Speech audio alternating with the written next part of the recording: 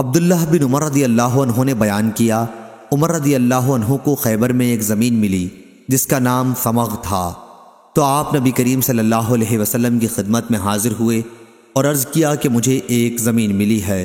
اور اس سے عمدہ مال مجھے کبھی نہیں ملا تھا، آپ اس کے بارے میں مجھے کیا مشورہ دیتے ہیں؟ آپ نے فرمایا کہ اگر چاہے تو اصل جائیداد اپنے قبضے میں روک رکھ اور اس کے منافع کو خیرات کر دے۔ چنانچہ عمر رضی اللہ عنہ نے اسے اس شرط کے ساتھ صدقہ وقف کیا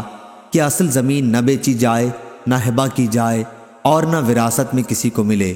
اور فقراء، رشتہ دار، غلام آزاد کرانے، اللہ کے راستے کے مجاہدوں، مہمانوں اور مسافروں کے لیے وقف ہے۔